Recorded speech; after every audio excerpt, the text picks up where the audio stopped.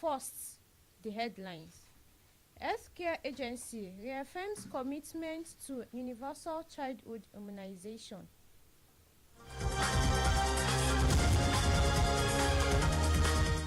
Yoruba Council warns against disregard for Yoruba traditions.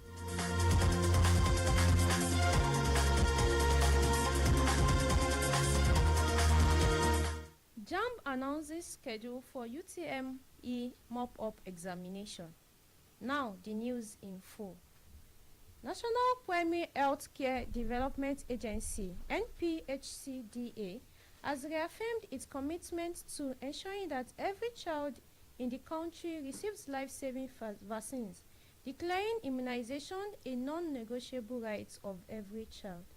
In Abuja today, Sunday, the Executive Director of NPHCDA, Dr. Muyi Aino, underscored that vaccines remain among the safest, most effective and most cost-efficient tools for preventing deadly childhood diseases, and urged all parents and caregivers to take their children to the nearest health facility to ensure full immunization coverage. I now further disclose that the agency, in collaboration with development partners and state governments, is intensifying routine immunization and social mobilization efforts to reach zero to those children, to those who have never received any vaccines, particularly in hard-to-reach and underserved communities. President Bola Ahmed Tinubu has directed security agencies to intensify their efforts in eliminating the remaining elements of Boko Haram following a deadly suicide bombing in Konduga, Borno State over the weekend. Condemning the attack, which claimed multiple lives and injured others, President Bola Tinubu described the assault as a coward act in a statement released by the spokesperson, Bayo Ononuga. The president accused the insurgents of targeting soft civilian locations as a diversionary tactic amid growing pressure from security forces. President Tinubu extended condolences to the families of the victims and government of Borno State. He also instructed the National Emergency Management Agency (NEMA) to mobilize support for survivors and affected communities. In a related development, the president also sympathized with victims of a separate explosion that occurred on Saturday morning at a scrap metal facility in Kano State. In the meantime, Socio-Economic Rights and Accountability Project (SERAP) has called on President Bola Tinubu to refer the spate of killings in Benue State to the International Criminal Court (ICC) in a bid to ensure justice for victims and hold perpetrators accountable for grave violations of international law. This was made known in a statement released on Sunday by SERAP Deputy Director Kolawole Oluwadare, who said the action would reinforce the President's commitment to protect human rights and uphold the rule of law. Lagos State Governor Babajide Sanwo-Olu has planned a stakeholders meeting with party leaders and candidates ahead of the July 12 local government elections in the state. The party publicity secretary Sheye Oladejo on Sunday in Lagos said the meeting scheduled for the State House Marina will bring APC leaders, party officials, and all candidates contesting under the party's platform. According to Oladejo, the meeting will serve as a rallying point for the mobilization of party troops towards the local government election, while he expressed confidence that the landmark achievements at local government council in education will be rewarded with massive votes at the polls. Recall, the ruling party on Tuesday presented flags to its 57 chairmanship and 376 councillorship candidates, marking the commencement of the party's campaign for the elections. Yoruba Council Worldwide has condemned the ongoing feud between the Alaafin of Oyo, Oba Abimbola Owode, and the Oni of Ife, Oba Adeyeye Ogunwusi, describing it as a brazen disregard for Yoruba traditions, values, and unity. The council president, Are Azan Oladotun, expressed deep concern over a recent viral video showing an awkward and seemingly disrespectful encounter between the two prominent monarchs at a public event. He lamented the growing challenges in Yoruba land amid rising insecurity, poverty, and ethnic tension. Oladotun underscored the need for mutual respect and unity among Yoruba leaders and monarchs, enjoined the leaders in the region to emulate the harmony often seen among traditional rulers in the north and southeast. This is Vicinity 95.3 FM, Ikejile Ijesha. News nationwide will continue shortly.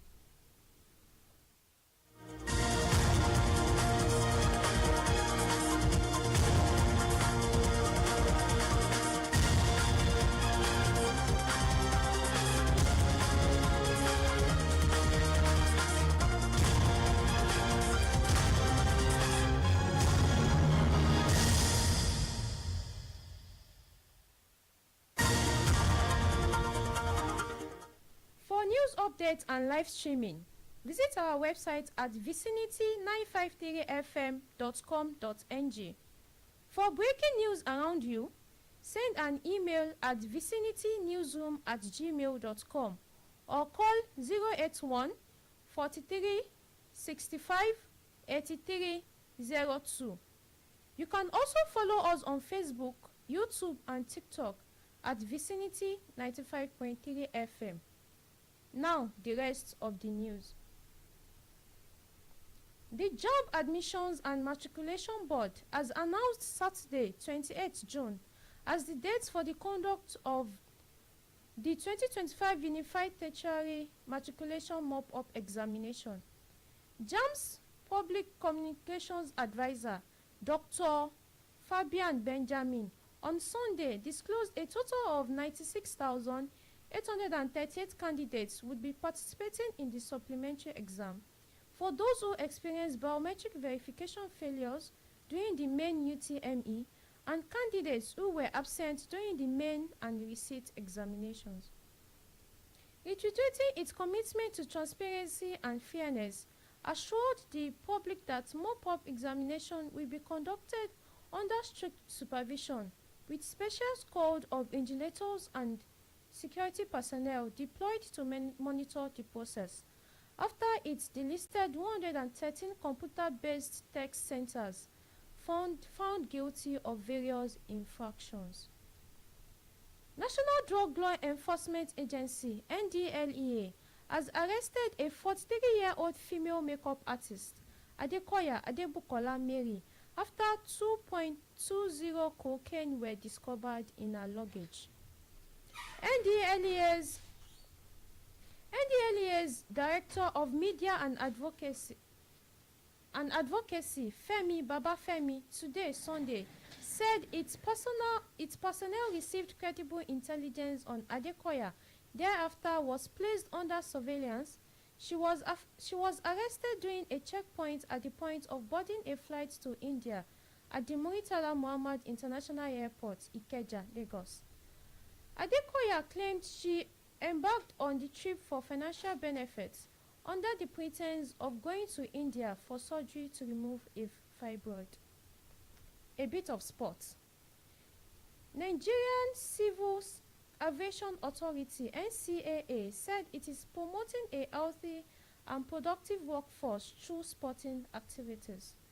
Director of Corporate Service, Dr. Rebecca Agadinazu, made this known during a media engagement at the inauguration of the Director General of NCAA Sports Week 2025.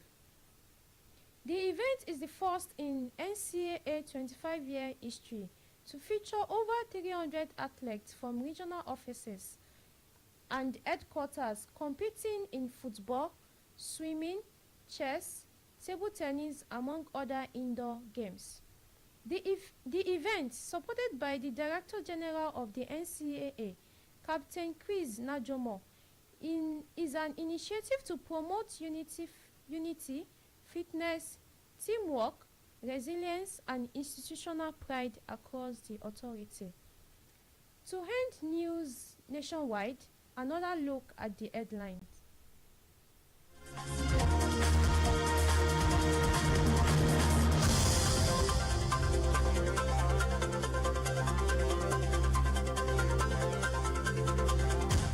National Premier Healthcare Development Agency (NPHCDA) has reaffirmed its commitment to ensuring that every child in the country receives life-saving vaccines, declaring immunization a non-negotiable right of every child.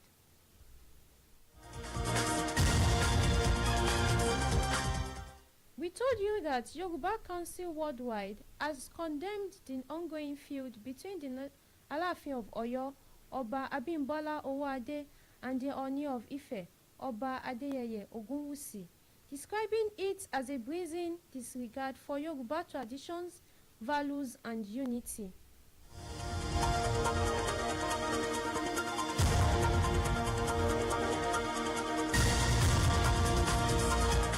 Lastly, you heard the Joint Admission and Matriculation Board has announced Saturday, 28th June, as the date for the conduct of the 2025 Unified Tertiary Matriculation Mop-Up Examination. Just before we go, the last line. Believe you can, and you are halfway there. That was News Nationwide. It was edited by OLUWAFUNKE Israel. On behalf of the production crew, I am Aisha Ibrahim. Thanks for listening. Good evening.